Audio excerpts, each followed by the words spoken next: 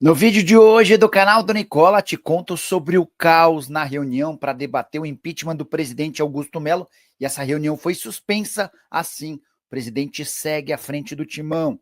Preciso falar também sobre o Palmeiras. Abel Ferreira exige a contratação de um centroavante. Ele está bastante irritado com o Flaco Lopes. Falo também sobre uma nova joia no Cruzeiro, sobre o Flamengo mais perto de contratar Danilo e Vitão. Tem ainda novidades sobre o São Paulo e sobre a despedida de fabuloso Luiz Fabiano. Para completar, o Atlético Mineiro de olho em Gregory, o Bahia sondando um goleiro argentino, o Grêmio avançando na contratação de Thiago Volpe, apesar da repercussão negativa, as últimas do mercado bastidores e finanças e muito mais. Fala aí, pessoal, eu sou Jorge Nicola, jornalista esportivo, para quem não me conhece, com passagens por ESPN, Diário de São Paulo, Rádio Bandeirantes, entre outras, e a missão por aqui é deixar você por dentro de tudo que está rolando com o seu clube do coração. Só peço que deixe like, se inscreva no canal e ative as notificações. Combinado?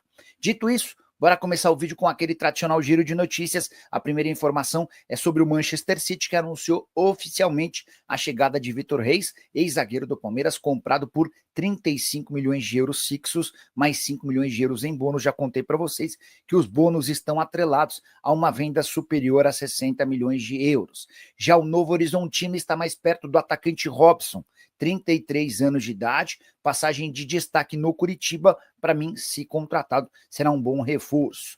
Para completar o giro de notícias, contar que Davi Luiz foi anunciado como novo reforço do Fortaleza. Ele passou por exames médicos pela manhã e teve a sua confirmação da contratação no período da tarde. Assina contrato por 2 anos, prorrogável por mais um, ou seja, ele pode ter até 3 temporadas vestindo a camisa do Lion.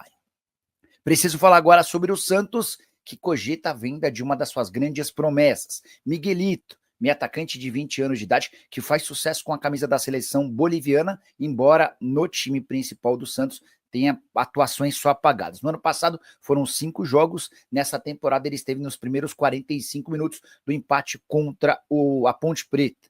Fábio Sormani, jornalista esportivo e torcedor do Santos, contou que o Santos recebeu uma sondagem de 3 milhões de dólares, ou mais ou menos 18 milhões de reais. Essa oferta, ou esse princípio de conversa, veio do Al-Shabaab da Arábia Saudita. O Santos ainda não bateu o martelo, mas é uma alternativa que está sendo debatida. Importante lembrar também que se o negócio for fechado, o Santos, ainda no mês de janeiro, vai ter batido a sua meta de venda de atletas para toda a temporada. A estimativa era de 100 milhões de reais, com a venda do Jair para o Botafogo por algo na casa dos 80 milhões. Somando a esses quase 20 milhões do Miguelito, o Santos bate a sua missão. Pergunta que eu deixo para você é: vale a pena negociar o Miguelito por apenas 3 milhões de dólares?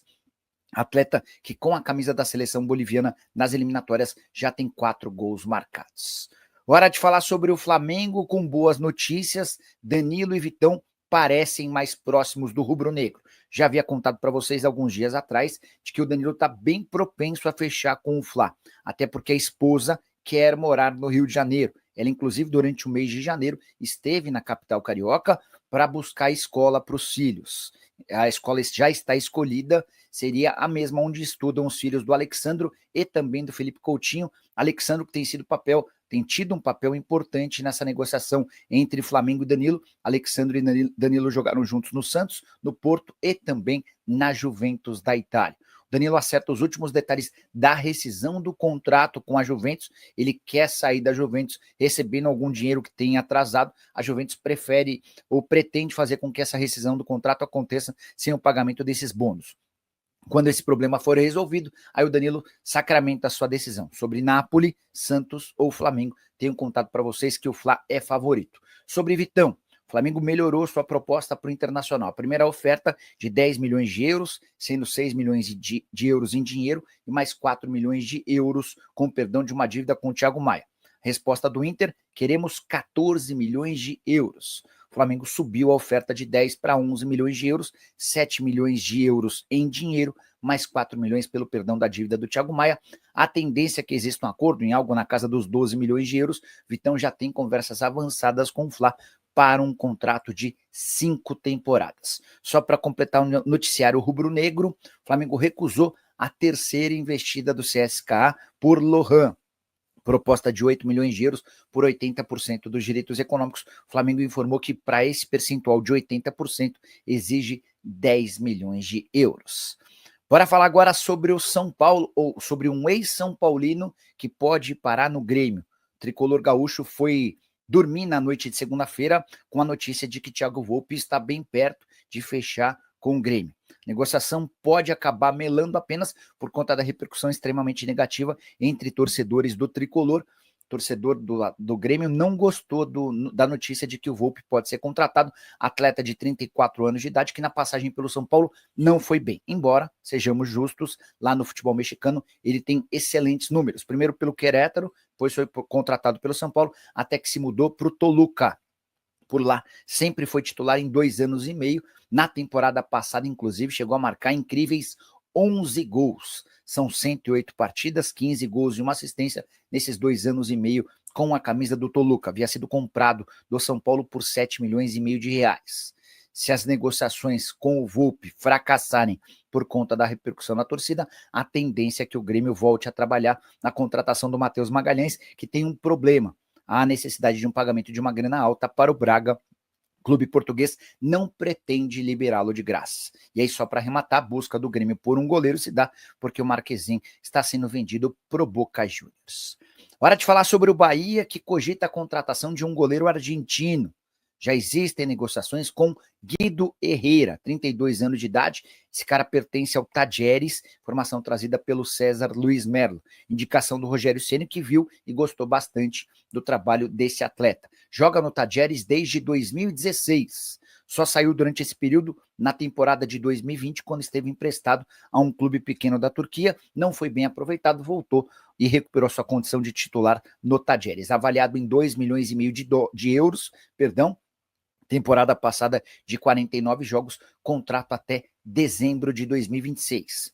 Vocês chegaram a me perguntar na live de ontem, aqui no canal, sobre a possibilidade de Mastriani virar reforço do Bahia. Consultei uma fonte próxima do jogador, e essa pessoa afirmou que ninguém do Bahia o procurou e que acha estranha a notícia, levando em consideração que o Willian José acaba de ser contratado pelo tricolor.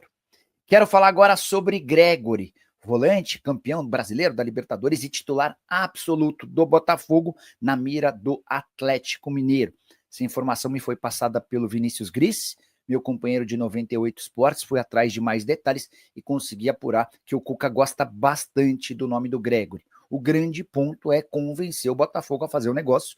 O Botafogo, que recentemente recusou uma proposta do Al Rayyan de 2 milhões e meio de dólares. A mesma cifra que o Botafogo havia investido na temporada passada, quando precisou tirá-lo do Inter Miami. Gregori, que foi titular absoluto do Botafogo no ano passado, se encaixou perfeitamente com o Marlon Freitas. Tanto o Atlético quanto o Al Rayyan do Catar topam pancar muito mais do que o salário atual do Gregori. Mas o John Textor tem batido o pé e afirmado que não vai negociá-lo. A tendência é que o Gregori seja chamado para uma renovação de contrato com um belo reajuste salarial. Só uma última curiosidade em relação ao Gregori, natural de Juiz de Fora, mineiro. Talvez até por isso ele esteja mais disposto a tentar esse acordo com o Atlético. A saideira em relação ao Galo, Paulo Brax será anunciado a qualquer momento o novo CEO do clube. Não acho a escolha dele como um bom nome. Trabalhos por Vasco, Santos e Internacional deixaram a desejar.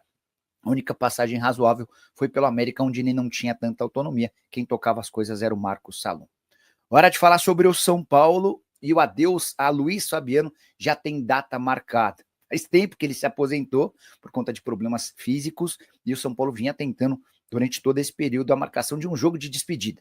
E o Luiz Fabiano revelou em um programa na ESPN que já há data para esse jogo. A frase foi: está confirmado para o Morumbi, será a última vez que eu vou vestir a camisa do tricolor.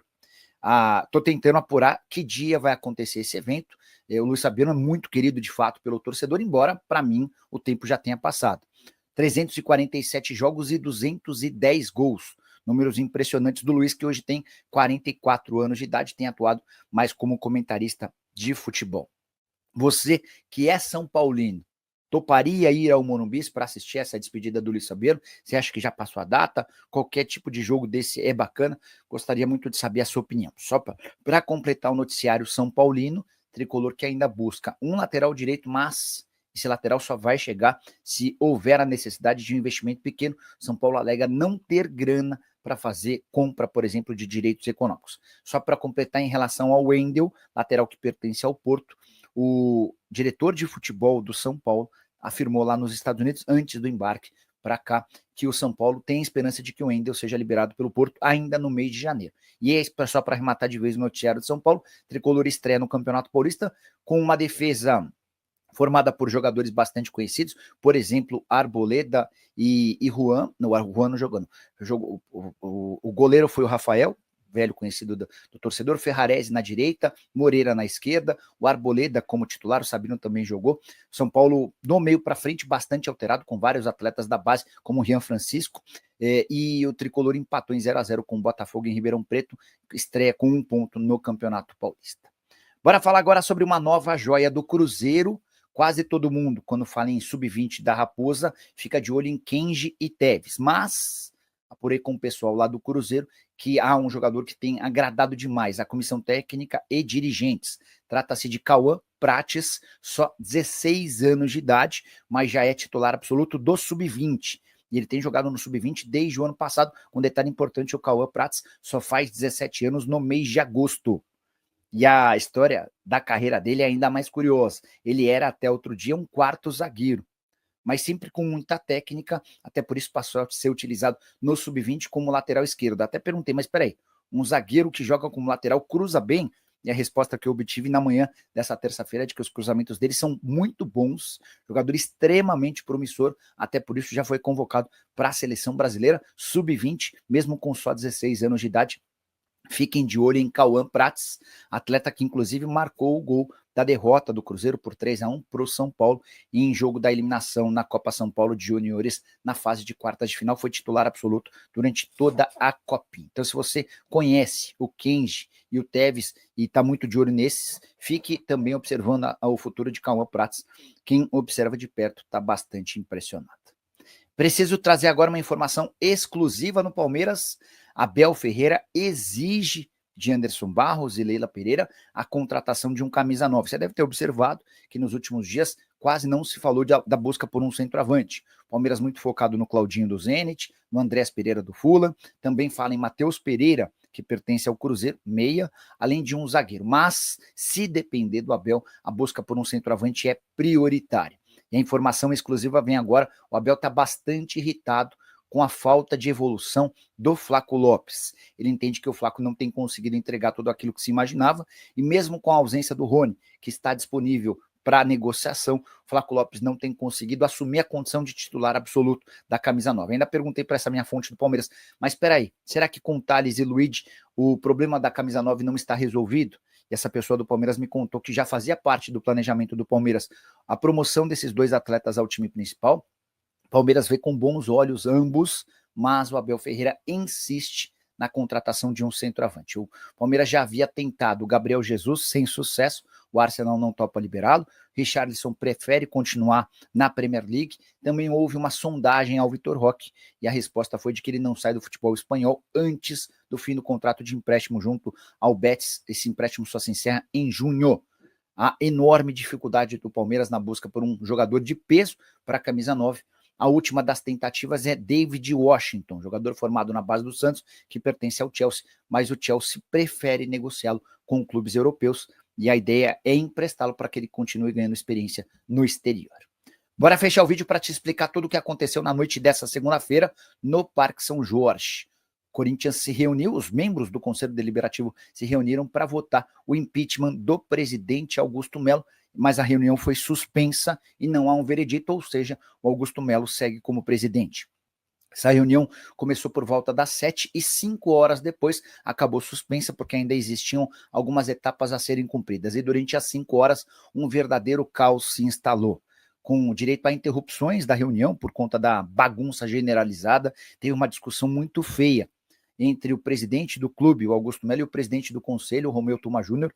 O Augusto, na saída da reunião, chegou a dizer que vai trabalhar para tirar o Romeu Tuma do cargo de presidente do conselho, porque trata-se de um ditador que não respeitou o direito dele de se defender. Enfim, a verdade é que durante todo esse período de 5 horas, houve uma votação, a votação pela admissibilidade do pedido de impeachment. Na verdade, votou-se para saber se era justo fazer essa votação do impeachment.